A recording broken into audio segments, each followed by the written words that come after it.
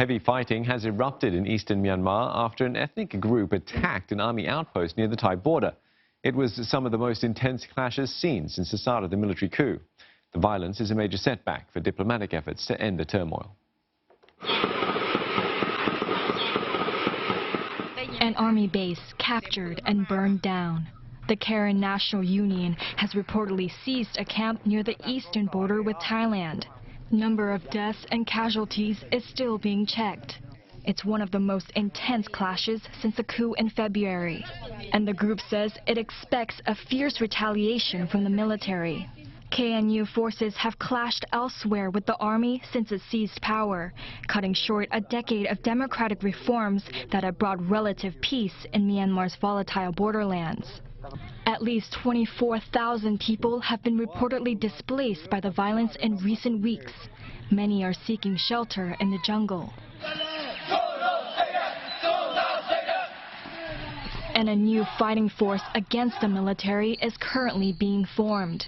About 250 people are undergoing training by armed ethnic groups. Most are students. Their training includes handling guns and explosives.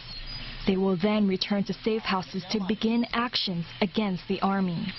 This all comes as the military walked back a 5-point agreement with ASEAN to end the violence in Myanmar.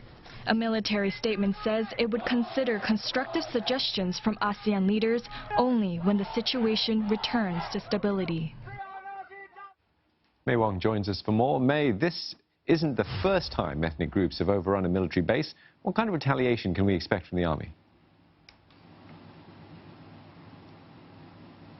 Well, this particular attack on the Myanmar military's bases, you can expect that to really anger the military, given the fact that they will come back with more intense fighting. They will come back with more increased in terms of fighting against the ethnic armies as well. Already this morning, on Tuesday morning, when the ethnic army launched an attack to capture the military outposts, we've already seen at least 2 airstrikes being conducted to try and send a message to the ethnic armies and also as a form of retaliation. I understand at this moment the casualties have not been confirmed, but reports have also come in to say that at least 30 Myanmar military soldiers have died from the attacks, while on the other side, which is the Karen National Union, they have suffered a loss of about 2 soldiers. And also, just a while ago, one of the border province governor actually revealed that a civilian on the Thailand side actually suffered a leg wound from a bullet that was shot and possibly gone astray from the other side of Myanmar, and that casualty right now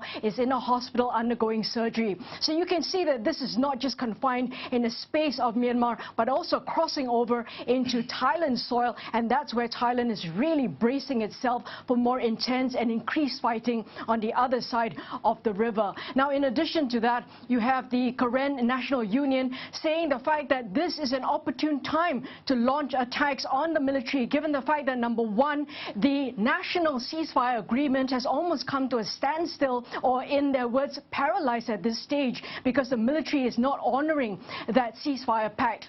In addition, the Karen National Union also reported and said that more than 20 airstrikes have been conducted in their territories by the Myanmar military, and that has caused more than 24,000 people to be displaced within the ethnic Karen area. And that's the reason why the ethnic army feels they need to strike back. Right now, so we don't have any communication with the military, Burmese military, yes. So this is a very difficult situation right now. Because you know that now the coup makers kill people, every day the situation is getting worse and worse. We strongly support the citizen movements and then the other demonstration movements like that. We take responsibility in a different way and then put pressure to the military like this. And then there will be a kind of change that happens in our society. May we understand as well that civilians are now getting trained by ethnic armed groups. Could this lead to warfare on the streets?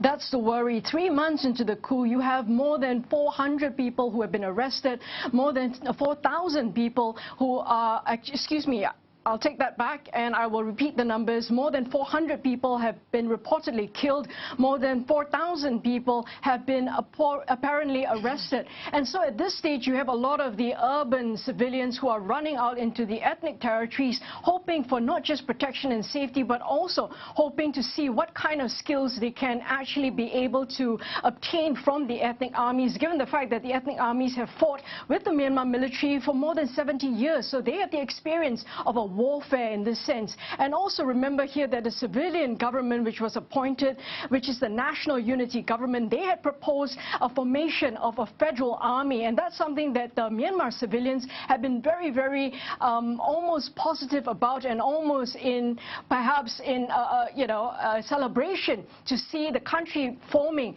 a federal army and getting rid of the Myanmar military. So all of this leading to the fact that the ethnic armies now are trying to help the civilians out, because they do support the movement that's going on in the urban cities. And they actually said that we don't want to confirm whether or not they're in our territories, but we are hoping to train them in skills such as survival skills, and also how to circumvent the communication blockage by the Myanmar military. But at the end of the day, it's hoped that this will not lead to even more increased fighting, because the civilians themselves will eventually, unfortunately, bear the brunt of all these attacks.